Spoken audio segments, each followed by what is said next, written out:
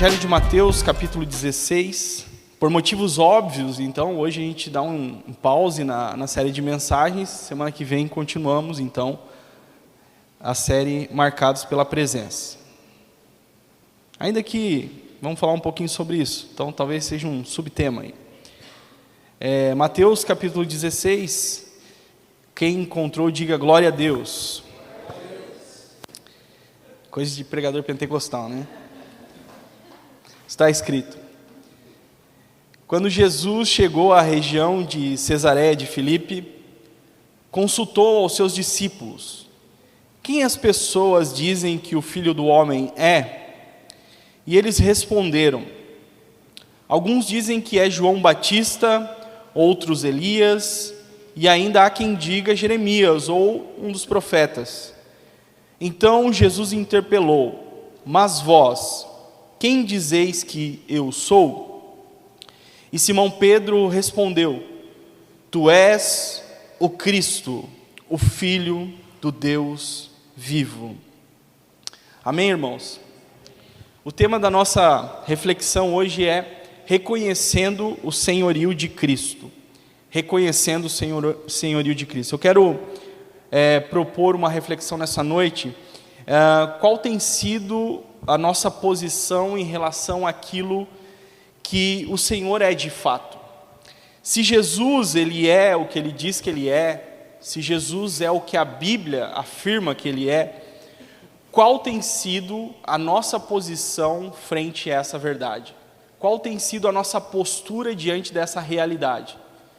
De o Senhor ser o Cristo, qual é a nossa resposta em relação a isso? O texto que nós lemos mostra que Jesus ele estava na região de Cesareia de Filipe, quando ele vai questionar os seus discípulos, ele vai fazer essa pergunta: o que a multidão está dizendo ao seu respeito? E a resposta dos discípulos é muito interessante, né? Então eles dizem assim: estão dizendo por aí que tu és Elias, que tu és Jeremias, que tu é um dos profetas, ou um dos profetas. Até João Batista também é citado aqui. Qualquer um de nós, diante dessa comparação, ia ficar lisonjeado.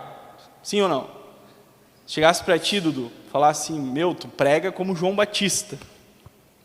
Meu Deus. Chegasse para mim: tu parece Elias.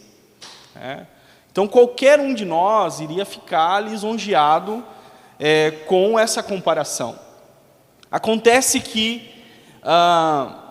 essa fala da multidão, ou essa perspectiva da multidão, revela a sua ignorância em relação à natureza do ministério de Jesus. Porque para eles, Jesus era apenas mais um profeta que tinha se levantado. A visão deles aqui é que Jesus é um profeta. E nos dias de Jesus havia uma ardente expectativa acerca da manifestação do Messias. Então, os judeus esperavam isso de maneira muito ardente, muito ansiosos pela manifestação do Messias. Principalmente depois do cativeiro da Babilônia, vai se acender no coração dos judeus essa expectativa. Então, haviam até comunidades que se retiravam para o deserto a fim de estudar a Torá e a fim também de esperar, se resguardar, esperando só a manifestação do Messias a Israel. Então, o Messias aqui é o Cristo, né? É o Cristo que eles esperavam. Então, é importante a gente definir esse conceito, essa ideia de Cristo. Cristo não é sobrenome de Jesus, é como se fosse Jesus Cristo da Silva, não. Cristo, na verdade, ele é um título. Cristo significa ungido. Messias também significa ungido. Então, como eu disse, eles aguardavam com bastante expectativa essa manifestação do Messias. E na ideia deles, o Cristo, ou o Messias, ele seria enviado por Deus para restaurar a nação de Israel. Ao longo da história, vários Cristos se manifestaram. Por exemplo, porque Cristo significa ungido, então Davi era uma espécie de Cristo, porque ele foi ungido por Deus. A Bíblia fala até de Ciro, como um rei iníquo, um rei perverso, só que ele foi designado por Deus para cumprir uma missão. Então ele é também chamado de ungido, Ciro, meu ungido, a Bíblia fala. Então houve vários Cristos no decorrer da história, só que havia a esperança, a expectativa na manifestação daquele que seria o Cristo, artigo definido, o Cristo, aquele que seria o enviado de Deus para restabelecer o reino de Israel, né, para trazer o reino de Deus, e esse Cristo seria sim da descendência de Davi. Os rabinos pré-período ali do Novo Testamento, cerca de 200 a 100 anos antes de Cristo, eles elaboraram uma espécie de checklist para identificar o Messias quando ele viesse. Então, são 6 características que eles desenvolveram, que iriam identificar o Cristo quando ele viesse. Quais são essas características? Então, na visão deles, primeiro, o Cristo, quando ele se manifestasse, ele curaria paralíticos. Essa é uma das características do Cristo. Segundo, o Cristo, ele daria vista aos cegos. Ele curaria cegos, ok. Depois, terceiro, o Cristo curaria surdos, faria surdos ouvirem. Quarto, o Cristo ressuscitaria mortos. Quinto, o Cristo, ele curaria leprosos. E o sexto, o Cristo, ele seria um grande pregador. Seria um grande pregador. Então, olhando para essa lista, parece que Jesus, ele preenche todos os requisitos, né? Não tem nenhum aqui que Jesus não atenda o pré-requisito. Mas, veja, Jesus atendendo todos os pré-requisitos, como o Messias, como aquele que haveria de vir, apontado até pelos estudiosos, cerca de 200 anos antes dele, mesmo assim ainda eles viam Jesus como um profeta. Isso eu estou falando da multidão, né? E ainda assim eles viam ele como um profeta. Por quê? Por que Jesus, mesmo preenchendo esses pré-requisitos, ele é visto como um profeta e não como um Messias? Isso não é interessante? Por que Jesus, preenchendo esses pré-requisitos, ele é visto ainda como um profeta? Bom, para a gente entender um pouquinho, a gente pode entender de duas formas. Primeiro, quando você olha para a história, Israel sofreu muitas invasões, sofreu exílio, sofreu dominações estrangeiras, vários reis subjugaram a nação de Israel. Então, criou-se no imaginário, no inconsciente coletivo de todos ali, a ideia de um Cristo militar, de um Cristo que iria entrar em Jerusalém, dar com o pé na porta, entrar com os cavalos, expulsar Roma do poder, ia ser uma revolução armada, de espada, de lança, de exército, ia ser coisa tremenda. Eles iam tomar à força o reino de Israel e reestabelecer o reino de Davi. Então, por causa dessa questão histórica, se desenhou no imaginário deles uma espécie de Cristo militar. E tem um outro detalhe também,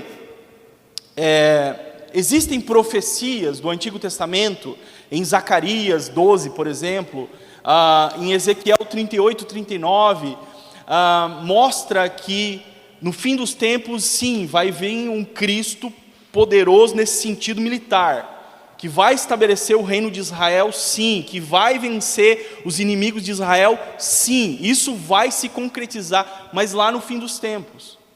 Então, aqui, eles não discerniram, não entenderam as profecias, porque também existem profecias que apontam para o fato do Cristo ser o servo sofredor, o servo do Senhor e tudo mais.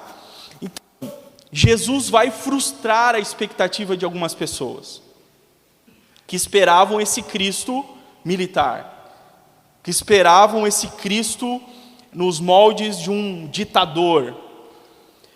Jesus frustra a expectativa de algumas pessoas. Inclusive, tinha na época um grupo chamado os Zelotes, que eram verdadeiros guerrilheiros, na verdade, que esperavam esse Cristo. A gente vai ver no período do Novo Testamento. Então, Jesus, ele frustra a expectativa de alguns que entenderam errado o ministério do Cristo. Porque Jesus, irmãos, ele não veio para para restabelecer o reino de Israel naquele momento. Ele veio para estabelecer o reino dos céus. Jesus não veio para expulsar Roma do poder em última análise, naquele tempo, naquela época. Jesus veio para expulsar o diabo e as hostes da maldade. Em 1 João, no capítulo 3, fala, para isso se manifestou o Filho de Deus, para desfazer as obras do diabo.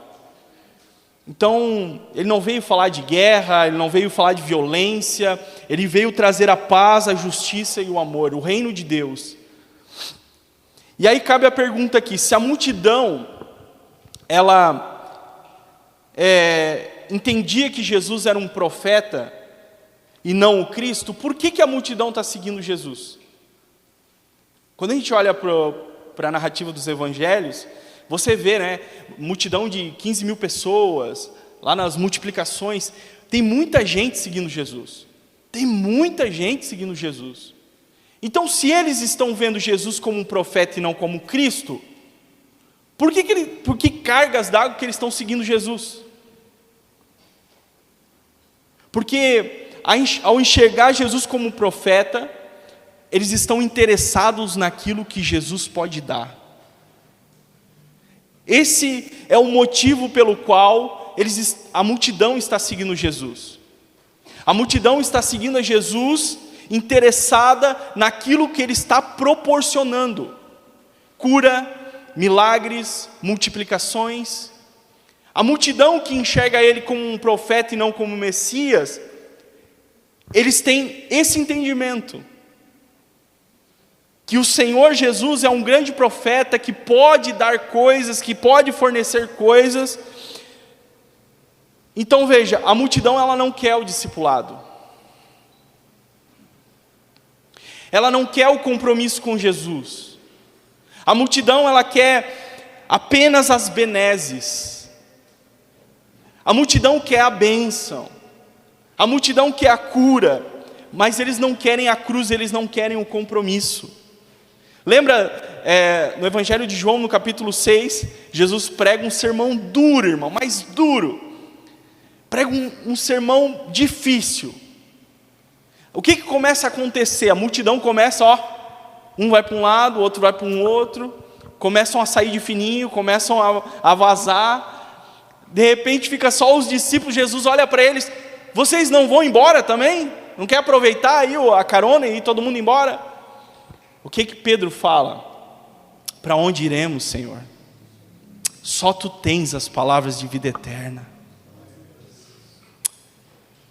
Louvado seja o nome do Senhor. Então, nós precisamos ter esse entendimento, irmãos. Esse entendimento que o Senhor é o Cristo. E nos relacionar com Ele como discípulos, não como a multidão. Santo é o Teu nome, Jesus. Nós Te adoramos. Então Jesus olha para eles, para os discípulos e pergunta: quem eu sou para vocês? E para vocês que ceiam comigo, que estão do meu lado, que me acompanham, que estão compartilhando a jornada comigo, que estão me vendo aqui, quem eu sou para vocês? Jesus faz essa pergunta para nós nessa noite: quem eu sou para vocês? Mosaico. Quem eu sou para vocês? Pedro tomando a frente, ele vai dizer: Tu és o Cristo, o Filho do Deus vivo. É como se ele estivesse dizendo: Tu é aquele que haveria de vir. Tu é aquele que foi prometido nas Escrituras. Tu és o Filho de Deus. Cara, essa é a diferença entre o discípulo e a multidão. A multidão segue Jesus por interesse, mas o discípulo é aquele que segue Jesus por aquilo que Ele é. Não podemos seguir Jesus por meros desejos. Sabe, tem igrejas que a gente vê, cara, um comércio da fé, as pessoas preocupadas, sabe, voltadas para partes das bênçãos. Igrejas que focam em bênçãos. Quando eu fazia faculdade, eu fui em um culto para fazer uma pesquisa para a faculdade, um culto neopentecostal. Meu irmão do céu. Fujam desse tipo de igreja. Eu falo isso com temor. Cara, é só voltado para o bem do eu. É só voltado para a massagem do ego. É só voltado para as bênçãos terrenas. O que Deus pode me dar? O que Deus pode me fornecer? Fujam desse tipo de pregação, desse tipo de igreja. O discípulo, ele segue Jesus por aquilo que ele é. Não podemos seguir ao Jesus por interesses. Interesses pessoais, interesses naquilo que o Senhor pode fornecer para nós. Tem gente que segue Jesus com medo do inferno. Isso também é um problema sério, né? Nós temos que seguir por aquilo que Ele é, irmãos. Ele é o Cristo, Ele é o Senhor da história. Se Ele nos der, amém. Se Ele não der, amém também. Se Ele nos fazer prosperar, amém. Se Ele conceder no tempo que a gente está pedindo, amém. Mas se Ele não conceder, amém também. Nada vai mudar, Ele continua sendo Deus. Ele é o Cristo, o Senhor da história, o Senhor das nossas vidas, o Senhor da minha história, o Senhor da sua história. Deus nos chama para sermos discípulos, irmãos, e não multidão. O grande problema de quem se relaciona com o Senhor, dessa forma com que eu estou falando, como multidão, o grande problema é que você vai ter uma fé inconstante. Quando vierem as dificuldades, quando vierem as lutas, quando vierem os problemas, quem é multidão não consegue permanecer. Mas o discípulo, aquele que entende quem Jesus é, quem é o seu Senhor, pode vir o que for, pode vir a tempestade que vier, a luta que vier, a dor que vier, ele continua firme para a glória do Senhor. Por isso precisamos entender quem é o Senhor. Precisamos entender que Ele é o Cristo, o Senhor da história. Irmãos, quando nós entendemos de fato quem é Jesus, preste atenção nisso. Quando nós não só entendemos, nós precisamos entender quem Ele é e nos submeter ao seu senhorio, ok? Porque não basta a gente entender, não basta a gente saber. A grande questão é o que a gente faz com aquilo que sabe. Tem muita gente que sabe que Jesus é Deus, que Jesus é Senhor, que Jesus é o Filho de Deus, que Jesus morreu na cruz, mas vive uma vida totalmente perversa ou distante dessa realidade prática. Então a grande questão é saber quem Ele é e nos submeter ao seu senhorio. E quando a gente vive essa realidade, quando nós vivemos isso na integralidade, quando nós entendemos que Ele é o Senhor, entendemos que Ele é Deus e nos submetemos ao seu senhorio, nós estamos trilhando o caminho do discipulado. E eu quero mostrar para você aqui 3 coisas, bem rapidinho, que acontecem conosco quando nós nos submetemos a esse processo. Então, a primeira coisa que acontece conosco quando nós entendemos quem é Jesus e nos submetemos ao seu senhorio, ocorre em nós aquilo que nós chamamos de regeneração ou mudança de mentalidade, metanoia. Nós passamos por uma renovação, uma transformação da mente. O exemplo que eu trago aqui é o apóstolo Paulo. Antes de ser Paulo, Lucas chama ele de Saulo. Saulo, irmão, ele é um perseguidor implacável do cristianismo, mas implacável. Os textos ali do início de Atos apontam para uma ideia de uma besta selvagem. É o cara que babava de raiva ao ver o cristianismo avançando. Por que que Saulo ele é dessa forma? Porque Saulo é um judeu, ele não é só um judeu. Filipenses lá, Paulo dá as suas credenciais. Ele é fariseu de fariseus, ele é legalista, ele é zeloso pela lei. Esse homem aqui, o Saulo, ele é fiel às suas tradições, às tradições dos seus antepassados, às tradições rabínicas. Esse Saulo aqui, ele se levanta como uma besta selvagem para perseguir os cristãos, porque ele é zeloso pela lei, e ele não concebe a ideia de galileus e letrados estarem dizendo, espalhando a notícia que um tal de Jesus de Nazaré ressuscitou e Deus o fez o Cristo. Então ele não concebe essa ideia. Ele é judeu, ele é zeloso. E aí o que ele vai acontecer com ele? Ele vai se levantar como uma besta selvagem. O que ele vai fazer?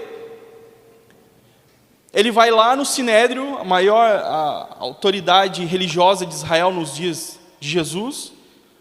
Ele vai lá e vai pedir cartas de autorização para que ele fosse na sinagoga de Damasco prender os cristãos. Por quê? Os cristãos estavam indo nas sinagogas, no meio da reunião dos judeus, aí eles se levantavam e começavam a falar que Jesus de Nazaré ressuscitou, que ele era o Cristo, que ele era o Messias, que todos precisavam acreditar. Então isso estava gerando uma confusão danada, e o Saulo, ele ficou enfurecido com isso. Ele ficou enfurecido. O texto que fala da morte de Estevão, por exemplo, mostra que Saulo está olhando para a cena do martírio de Estevão. Estevão está levando pedrada na cara, na cabeça, no corpo, e ele está consentindo a sua morte. Ou seja, ele está participando indiretamente. Então esse homem, ele vai até o Sinédrio, ele pede carta para ir lá, para prender os cristãos. Recebe a autorização e ele vai, como uma besta selvagem, com o seu zelo implacável, achando que estava fazendo algo para Deus, achando que estava fazendo a vontade de Deus. Só ele não esperava uma coisa, né? O próprio Cristo aparece para ele no caminho de Damasco. Uma luz brilha forte, ele cai do cavalo. O texto não fala cavalo, eu acho que é um cavalo, né? Aqui é suposição, mas penso que é possível. Ele cai do cavalo e ele ouve uma voz que diz: Saulo, Saulo, por que me persegues? Sabe, eu acho tão interessante essa fala de Jesus, porque na cabeça de Saulo, ele não está perseguindo Jesus. Na cabeça de Saulo, ele está perseguindo a igreja, esses hereges, esses malditos. Na cabeça dele, ele está fazendo a vontade de Deus, a obra de Deus. E Jesus diz: Saulo, Saulo, por que me persegues? Isso mostra o quê? Isso mostra que quando a igreja sofre, o Senhor da igreja sofre. Quando a igreja é atacada, que é o corpo de Cristo, Cristo é atacado também. Então, naquele momento, Saulo vai ter uma visão, vai ser ministrado pelo Senhor, o Senhor vai falar com ele, ele vai para casa e ele recebe a visita de um homem chamado Ananias. E aqui, irmãos, acontece algo extraordinário. O Saulo, o judeu radical, ele entendeu que Jesus não era um profeta, não era mais um maluco que surgiu. Ele entendeu que esse Jesus era o Cristo. E não somente entendeu, porque agora ele vai se submeter. Lembra do texto que fala assim: dura coisa é você lutar contra os meus aguilhões. Aguilhão aqui é algo que vai na cabeça do boi, no pescoço do boi, e o boi não deixa ele ser dominado. Então dura coisa contra você resistir à minha dominação. É isso que o Senhor está falando.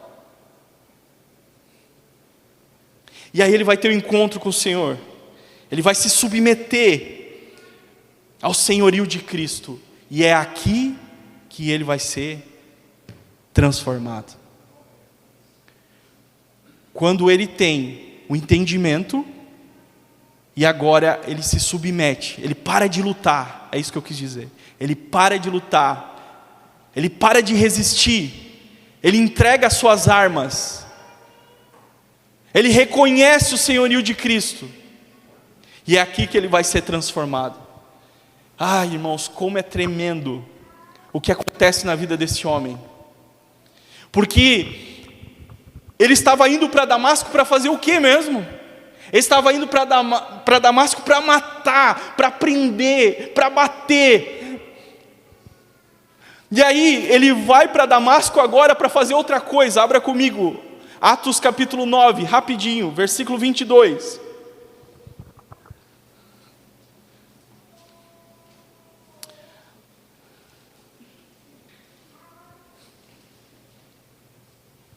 Atos dos Apóstolos, capítulo 9, versículo 22.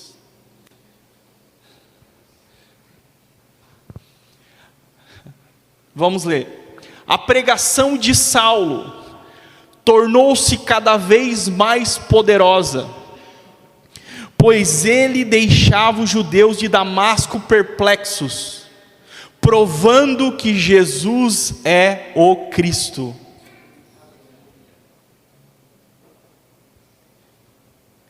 Ele estava indo para lá para matar, para bater e para prender. Mas agora alguma coisa aconteceu no caminho. Algo aconteceu com Saulo. E o que aconteceu com ele foi uma visitação do Senhor. Ele não resistiu a essa visitação, ele se entregou ao Senhor, ele reconheceu sua soberania. Agora ele se coloca como um pregador da palavra, alguém que prega com autoridade, mostrando para os judeus de Damasco que Jesus é o Cristo. Cara, isso é muito forte. Ele está indo para lá para fazer algo mal, e ele volta, ele é transformado, mudado, e lá naquele local ele começa a pregar e dizer que Jesus é o Cristo. E agora, na vida de Saulo, é só Cristo. Em Cristo, por intermédio de Cristo, Cristo, Paulo se torna o apóstolo mais cristocêntrico de todos. Paulo entendeu quem Jesus era. A sua vida nunca mais foi a mesma. A sua vida foi transformada. Irmãos, essa transformação, ela só acontece quando nós nos rendemos ao senhorio de Cristo. Enquanto você ficar resistindo, enquanto você ficar lutando, você não vai ser transformado. Você vai continuar caindo nos mesmos erros. Você vai continuar com as mesmas práticas, você vai continuar lutando com os mesmos fantasmas. Você precisa urgentemente se render ao Senhor, entregar as suas armas e reconhecer que Ele é o Senhor da sua vida. Olha o que Paulo diz em Filipenses, no capítulo 3, versículo 7. Sei que vocês gostam de Bíblia, né, gente? Pelo amor de Deus. Filipenses capítulo 3, versículo 7.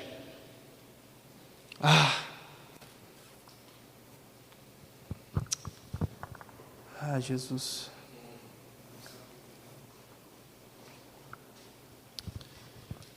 Jesus.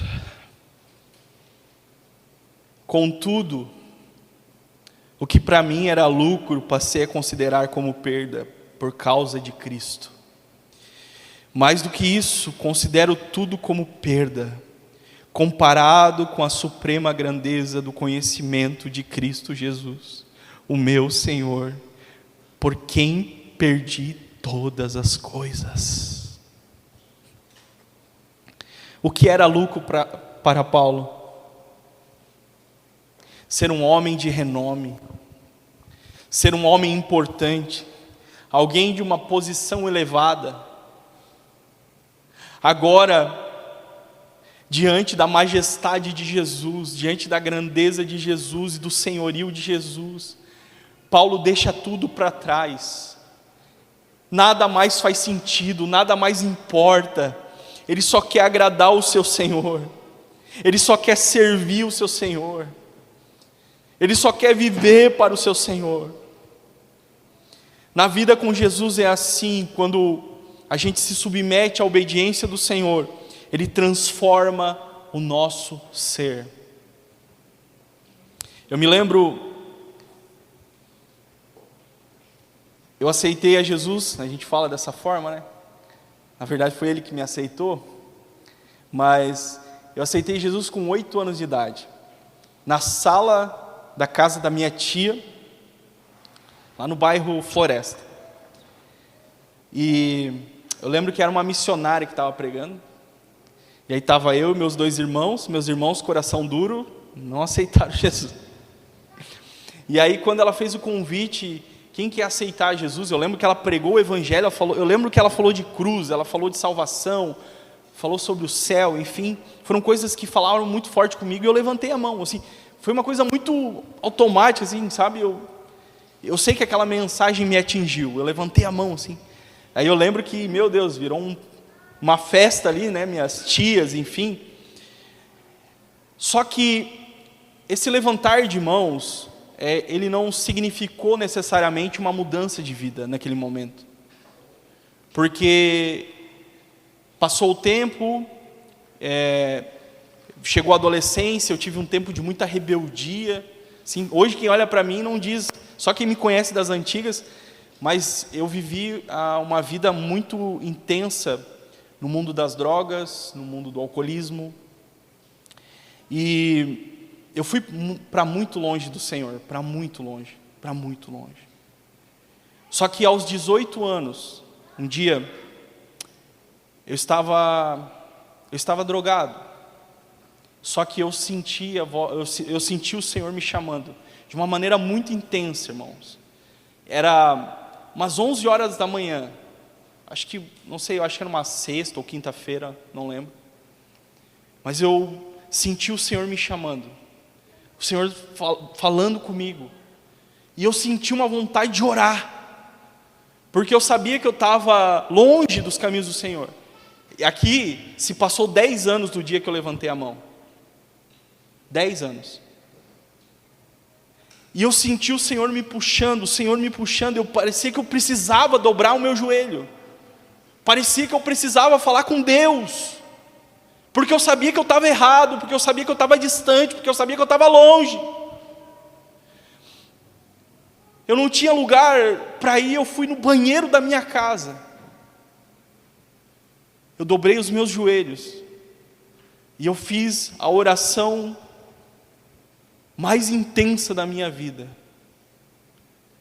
Eu comecei a berrar no banheiro da minha casa, mas berrar, de desespero por Deus. E eu lembro que eu senti como se uma mão estivesse me pegando do chão, irmãos. Eu tive uma experiência com Deus no banheiro da minha casa.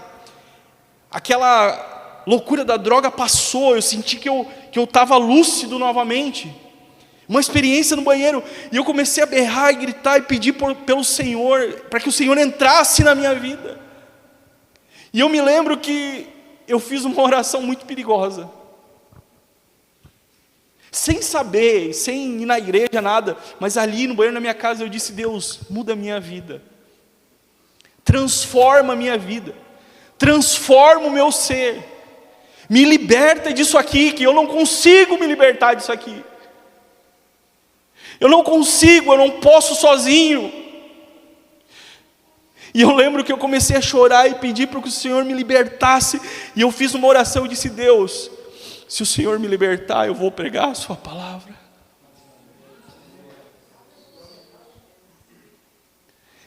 Eu irei pregar a sua palavra, eu vou ser um pregador da tua palavra. Eu não sabia o que eu estava orando, irmão. Eu não sabia o que eu estava orando. As orações perigosas. Mas o Senhor entrou na minha vida, irmãos. Entrou na minha história. Aquele dia, a minha vida mudou. A minha vida mudou. Aos 18 anos, depois eu fui para a igreja, eu me reconciliei. A minha vida foi transformada pelo Senhor Jesus e pelo Evangelho. No final de 2007, eu estou limpo, transformado para a glória do Senhor. Eu sou prova viva que o Senhor transforma, o Senhor muda, o Senhor liberta, o Senhor cura, e Ele faz. Mas nós precisamos reconhecer o seu senhorio. Não adianta eu levantar a mão e dizer que eu aceito, se eu não mudo de vida, se eu não me submeto ao discipulado, se eu não me submeto à sua autoridade. Louvado seja Deus.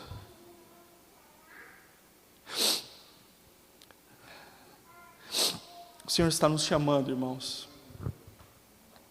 O Senhor está nos chamando para não sermos crentes convencidos, mas crentes convertidos. Não somente convencidos, mas convertidos verdadeiramente ao Santo Evangelho. Louvado seja o nome do Senhor. Até me perdi aqui. Tá bom. Então, irmãos, eu estou falando sobre o que acontece conosco quando nós nos submetemos a esse processo de discipulado. Então, a primeira coisa é a regeneração, é a transformação. E eu vejo também que quando a gente se submete a isso, nós somos cheios do Espírito Santo. Em Atos dos Apóstolos fala de 120 pessoas reunidas. 120 pessoas que acreditaram que Jesus de Nazaré é o Cristo. Então, a pergunta é, onde que está a multidão aqui depois da morte de Jesus? Onde que está aqui aquela multidão que recebia os pães, recebiam os peixes, aquela multidão onde muitos foram curados, muitos foram transformados? Onde está?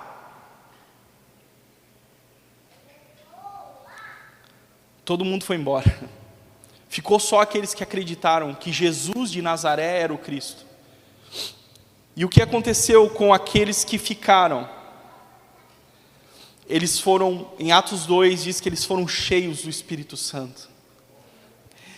E aqueles homens acovardados, aqueles homens fracos, aqueles homens que quando você lê o Evangelho de João, no final do Evangelho de João, você percebe que até os discípulos não conseguiram resistir ao momento da crucificação ali. Mas você vê esses homens fracos e falhos, com o poder do Espírito, transformados pelo Senhor. Você vê eles cheios do Espírito Santo, pregando com autoridade, com graça, e o Senhor usando eles de uma maneira muito intensa. Lucas fala em Atos que eles pregavam com poder. Lucas usa essa expressão mais de 30 vezes. E pregavam com poder, e pregavam com poder, e pregavam com poder, e muitos eram curados. E pregavam com poder, e muitos se convertiam. E pregavam com poder, e o Senhor acrescentava muitos à família da fé. Então, esse é o dom de Cristo para a igreja, o Espírito Santo. Quando a gente se submete ao senhorio de Cristo, nós somos revestidos pelo seu poder. E o terceiro, para a gente caminhar para o final, nem sei que hora que é, mas vamos lá.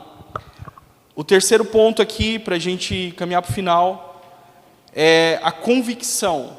O Senhor, quando a gente se submete ao senhorio de Cristo, reconhece e se submete, Ele gera em nós a convicção. Então, e essa convicção aqui não é uma convicção criada por nós, é uma convicção gerada pelo Espírito Santo em nós. Um exemplo disso é a carta de Paulo aos Romanos, no capítulo 8. Abre aí comigo, por favor.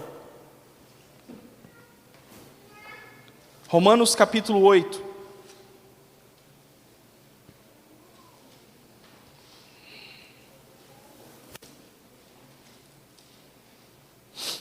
Romanos capítulo 8, versículo 35. Ah, como eu amo esse texto. Estou falando de convicção, irmãos. Vamos lá? Quem nos separará do amor de Cristo? Será a tribulação, a ansiedade, ou a perseguição, ou a fome, ou a nudez, ou o perigo, ou a espada? Como está escrito: por amor de ti somos entregues à morte todos os dias. Somos considerados como ovelhas para o matadouro. Contudo, em todas as coisas somos mais do que vencedores, por meio daquele que nos amou. Portanto, eu estou seguro de que nem a morte, nem a vida, nem anjos, nem demônios, nem o presente, nem o futuro, nem qualquer poder, nem altura, nem profundidade, nem qualquer outra criatura poderá nos separar do amor de Deus que está em Cristo Jesus, nosso Senhor. O que é isso aqui, irmãos? Convicção. Convicção. Convicção de quem o Senhor é, de quem Ele é em Deus. Nós precisamos de convicção, e essa convicção, repito, ela é gerada em nós, quando nos submetemos ao discipulado, quando nos submetemos a uma vida de relacionamento com o Senhor. Quanto mais nos relacionamos com Ele, mais nós o conhecemos, e quanto mais nós o conhecemos, mais nós sabemos quem nós somos nele. E aí, irmãos, quando nós temos essa convicção que é gerada em nós pelo Senhor, pode vir o que for contra nós, pode vir vento e tudo que for, nós permanecemos firmes para a glória dEle. Essa convicção aqui, essa compreensão, ela perpassa a história da igreja, a história dos mártires, homens e mulheres convictos no Senhor,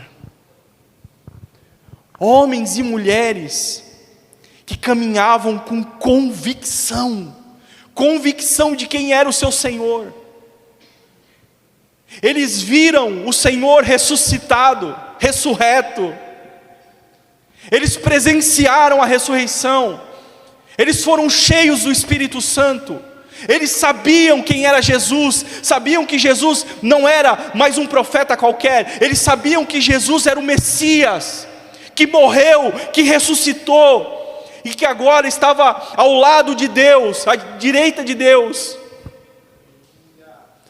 Agora eles sabiam que o seu Senhor ascendeu aos céus e tem o controle da história, que suas vidas estavam nas mãos dele.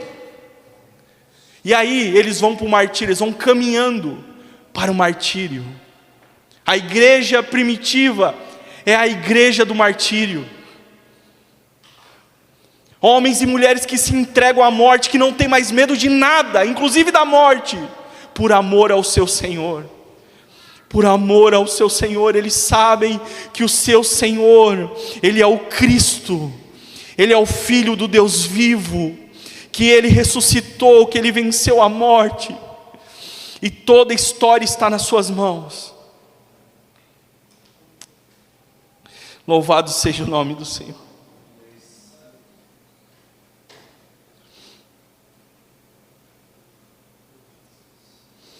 Irmãos, nós só vamos conseguir trilhar o caminho do discipulado se nós nos submetermos ao senhorio de Cristo. Nós só vamos ter essa firme resolução em nossos corações se nós nos submetermos ao senhorio de Cristo. Deus está falando nessa noite, nesse lugar. Quem tem ouvidos, ouça o que o Senhor está dizendo.